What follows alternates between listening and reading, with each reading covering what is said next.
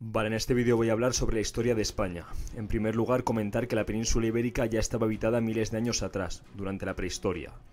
Sin embargo, no es hasta más adelante, durante la Edad Antigua, alrededor del 3500 a.C., cuando aparecen las primeras civilizaciones en la península ibérica, principalmente los iberos en la parte sureste y este, y los celtas en el resto de la península, tal como se ve en la foto de la izquierda.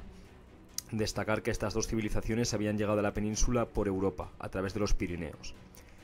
Vale, más tarde, aproximadamente en el 1100 a.C., los fenicios, una civilización originaria del actual Líbano, y los griegos, civilización originaria de Grecia, establecen colonias en la costa este y sur de la península, tal como se ve en la foto de la derecha.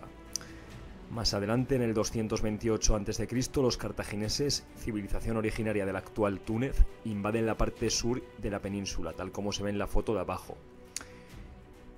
Vale, tan solo 8 años más tarde, en el 220 a.C., los romanos derrotan a Cartago en la Segunda Guerra Púnica, ocupando la península ibérica. A partir de este momento, la península ibérica pasa a formar parte del Imperio Romano. Destacar que los romanos gobiernan la península durante 6 siglos, o sea, ser nada más y nada menos que 600 años, creando así las bases de la cultura y el lenguaje español. Por otra parte, como curiosidad es comentar que el nombre de España viene de que los romanos llamaron a esta nueva región romana Hispania, que literalmente significa tierra de conejos, y que Trajano, el cual es considerado el mejor emperador del Imperio Romano, nació aquí en España. Vale, con la caída del Imperio Romano de Occidente en el siglo V, la península pasa a ser ocupada en el año 409 por los visigodos, un pueblo germánico que había emigrado desde Europa Central.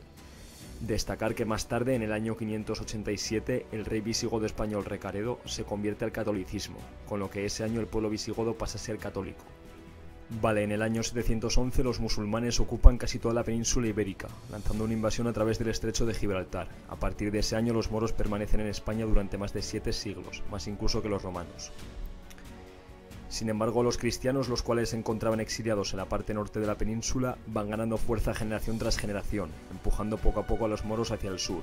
De hecho, del 800 al 1492 tiene lugar el periodo conocido como la Reconquista, en el cual los cristianos españoles luchan contra los musulmanes, con el objetivo de expulsarlos de España. De la Reconquista destacar 3 fechas. Primero, el año 913, en el cual, habiendo retomado territorios del norte de España, los cristianos establecen su capital en León. Después, el año 1212, en el que una decisiva victoria en la batalla de Navas de Tolosa, en la provincia de Jaén, presagia lo que es el comienzo del fin del gobierno musulmán en España. Y finalmente el año 1492, en el que los cristianos conquistan Granada, la última región musulmana de la península, poniendo fin así al imperio musulmán de España.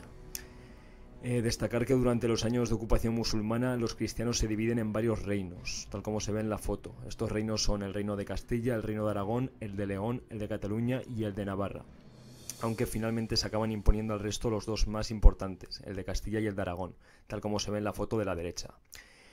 Finalmente, con la unión de Isabel I de Castilla y de Fernando II de Aragón, conocidos como los Reyes Católicos, los cristianos españoles consiguen expulsar a los moros en 1492. Destacar también que esta fecha es considerada por muchos historiadores como la fecha del nacimiento de España, y esto se debe a 2 motivos. Primero, tal como he comentado, en esta fecha los reyes católicos unen a todos los cristianos españoles consiguiendo expulsar a los musulmanes. Y segundo, porque en esta fecha los reyes católicos financian el viaje del famoso Cristóbal Colón, el cual finalmente acaba descubriendo América, suceso que será clave para el futuro reino español, ya que con el descubrimiento de América se consigue formar el próspero Imperio Español, el cual durará del 1492 hasta el 1898. Vale, la dinastía austriaca. Tras la muerte de los reyes católicos, su hija Juana, apodada Juana la Loca, hereda el trono. Sin embargo, tal como dice su apodo, esta acaba siendo encerrada prisionera debido a sus problemas mentales, con lo cual el trono pasa en 1516 a manos de su hijo Carlos I de España, el cual en un futuro será conocido internacionalmente como Carlos V, el emperador del Sagrado Imperio Romano, ya que al morir sus abuelos paternos, los cuales gobernaban Austria, hereda este país y sus posesiones, con lo que con Carlos I España entra a formar parte de la dinastía austriaca.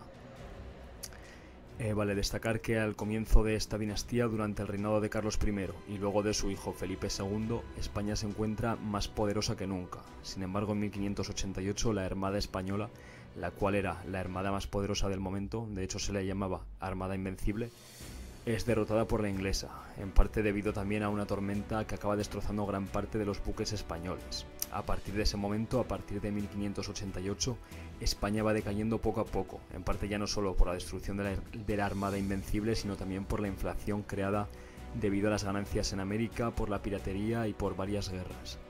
Vale, finalmente en el año 1701 tiene lugar la Guerra de Sucesión, la cual pone fin a la dinastía austriaca y da comienzo a la dinastía Borbón, de origen francés. Pero antes de pasar a la dinastía Borbón vamos a hacer un repaso rápido de los reyes que reinaron en España anteriormente. Para ello vamos a observar la diapositiva de izquierda a derecha. Vale, en primer lugar los reyes católicos, los cuales unieron el reino de Castilla y el de Aragón, creando por así decirlo a España. Tras esto su hija Juana la Loca, la cual tuvo que ser retirada del poder por problemas mentales. A esta le da el relevo su hijo Carlos I, conocido mundialmente como Carlos V, emperador del Sagrado Imperio Romano, el cual forma la dinastía austriaca y hace grande y poderoso al Imperio Español. Tras este le da el relevo su hijo Felipe II, el cual mantiene este poder. Destacar que Carlos I y Felipe II son llamados los Austrias mayores. Sin embargo, tras Felipe II le suceden sucesivamente Felipe III, Felipe IV y Carlos II, llamados los Austrias menores. Durante el reinado de los Austrias menores, España va decayendo y finalmente la dinastía austriaca es relevada por la dinastía Borbón. Es decir, tal como veis en la imagen de la derecha, durante la dinastía de los Austrias hay que distinguir dos periodos. Primero, de 1516 a 1600, en el que España es más poderosa que nunca, coincidiendo con el reinado de los Austrias mayores, y segundo de 1600 a 1700, en el cual España se encuentra en decadencia, coincidiendo con el reinado de los Austrias menores. Vale destacar por otra parte que el reinado de los Austrias menores, a pesar de ser un momento de decadencia económica, coincide con lo mejor del siglo de oro de las artes y las letras en España. Vale, en 1701, al morir el último rey austriaco, Carlos II, sin descendencia, tiene lugar la Guerra de Sucesión. Esta guerra supone el fin de la dinastía austriaca y el comienzo de la dinastía Borbón, de origen francés. La dinastía Borbón, gobierna España desde 1701 hasta la actualidad. Sin embargo, se vio interrumpido brevemente en 3 ocasiones, tal como se ve en la diapositiva. Entre 1808 y 1814, con la invasión de España por parte de Napoleón. Entre 1873 y 1874, con el establecimiento de la Primera República Española. Y entre 1931 y 1975, con la Segunda República Española y la posterior dictadura de Franco. Vale destacar también que Felipe V fue el primer rey Borbón y el rey que más tiempo ha gobernado en España, haciéndolo de 1701 a 1747.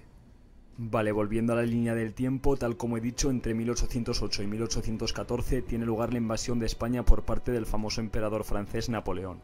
En esta invasión, Napoleón coloca a su hermano José Bonaparte como rey de la España francesa. Sin embargo, los españoles no se quedan impasibles y tiene lugar la Guerra de Independencia Española, en la cual los españoles se rebelan y consiguen expulsar del país a los invasores franceses y volver a instaurar la dinastía Borbón, con Fernando VII de nuevo como rey. Y bueno, destacar que en plena Guerra de Independencia, en 1812, es cuando se crea la primera Constitución española, la Constitución de Cádiz, también conocido como la Pepa. Vale, tras todo esto destacar las guerras carlistas, las cuales fueron una serie de guerras luchadas en España a lo largo del siglo XIX. La primera tuvo lugar en 1833 y la última en 1872.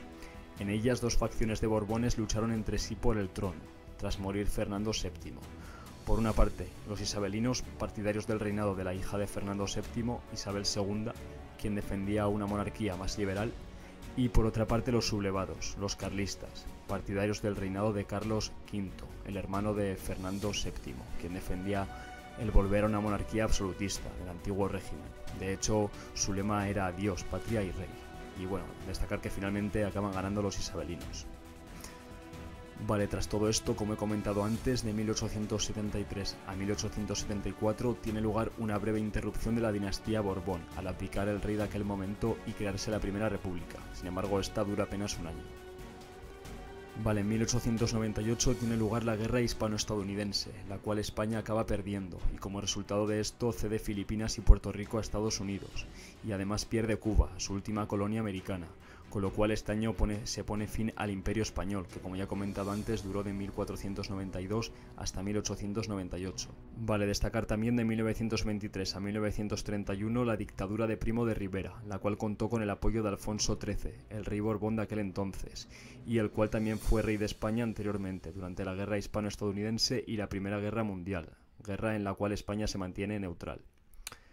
Vale, siguiente. De 1931 a 1936 se pasa de la dictadura de Primo de Rivera a la Segunda República Española.